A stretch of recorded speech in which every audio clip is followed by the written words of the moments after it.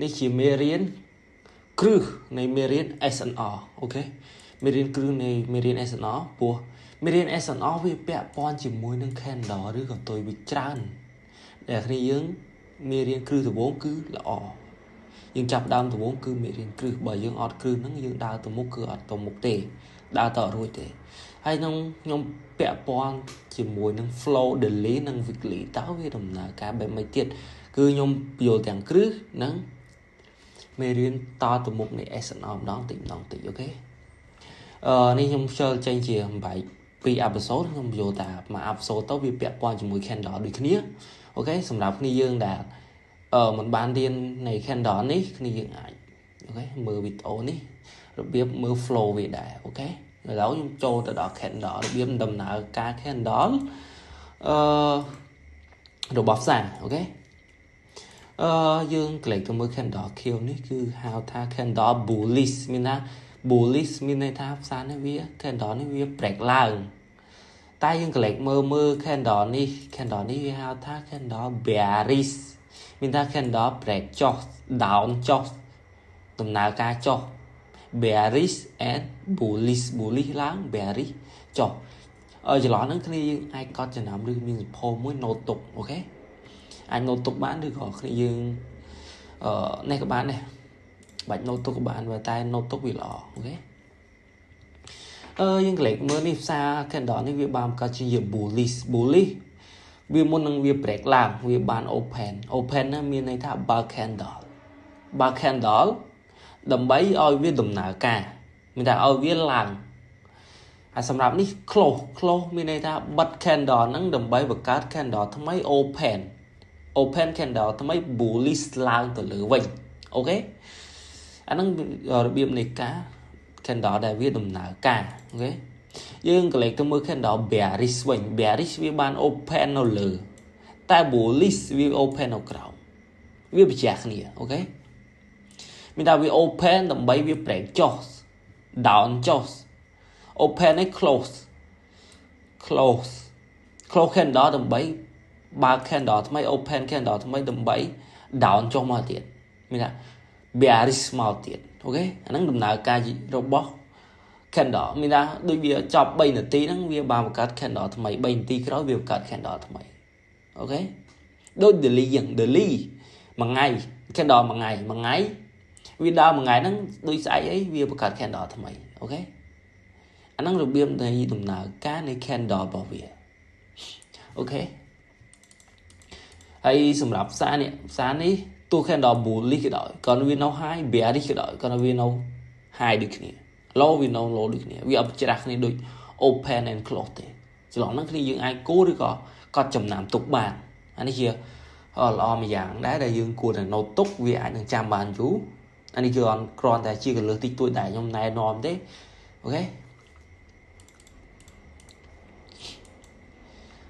យើងក៏លេខទៅមើល candle នេះ candle នេះនៃ flow ម្ដងអូខេ flow candle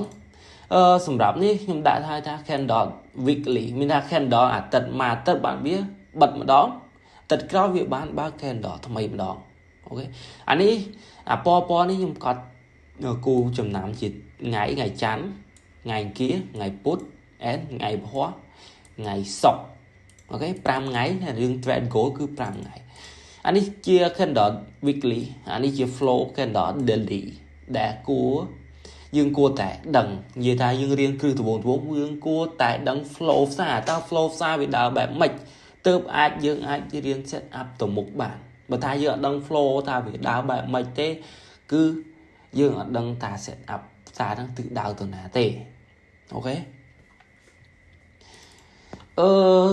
យើងក្លែកទៅមើលថ្ងៃច័ន្ទអូខេខ្ញុំឧទាហរណ៍ candle នេះweekly candle នេះ bullish ឡើងអូខេអានោះគ្រាន់តែជាឧទាហរណ៍ទេ candle នេះវាបាន bullish ឡើងថ្ងៃច័ន្ទនេះ candle នេះ bullish ឡើងអញ្ចឹងថ្ងៃច័ន្ទវាបើក gap វាមានថា open មកនេះ open មកផ្សារនេះវា break ឡើងទៅលើ break ចុះមកក្រោមសិនមានថាបង្កើតជា week សិនក៏ទុយ week សិនទុយវាបាន break ឡើងលើថ្ងៃច័ន្ទឡើងទៅលើថ្ងៃអង្គារវាឡើងបន្តឡើងទៅ bull ឡើងទៅទៀតថ្ងៃពុធវាបាន bull ទៀតអញ្ចឹងហើយ xa năng việc 4-3 ngày chẳng hay xa 5 ngày bên năng việc ai lang tàu tầng 5 ngày bán đây rồi gò miền pi ngày ai năng thẻ rồi gò miền bằng ngày ai năng thẻ sọt người ta ở miền ngày ở miền láng á ok chỉ là ngày put nó láng tiết chỉ là năng ai ngày phó ai năng break thẻ cho khla vì thay thẻ tích tuổi thẻ ai năng chỉ là 50 lệ rồi gò 100 lệ năng sầm đảo gỗ lá cái này ai sừng kê chỉ là năng bàn ngày chan ngày kia ngày put lại chỉ là ngày phó ai năng thẻ ngày sóc bán biết đâu và cả hai rồi còn ngày sóc bị rồi các ai năng thẻ cho màu đẻ năng dương và dương sừng kết mưa phong ta ngày nào ra biết láng rồi ngày nào bị trọ ok năng xong ra weekly daily dương mưa từ lứa cả ta thì khen đó để ta khen đó daily bị bật bẻ mày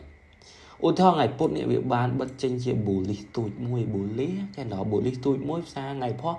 phía rồi xa năng ai năng break lệ ngày phó ok dương chỉ lo năng dương ai set up bản năng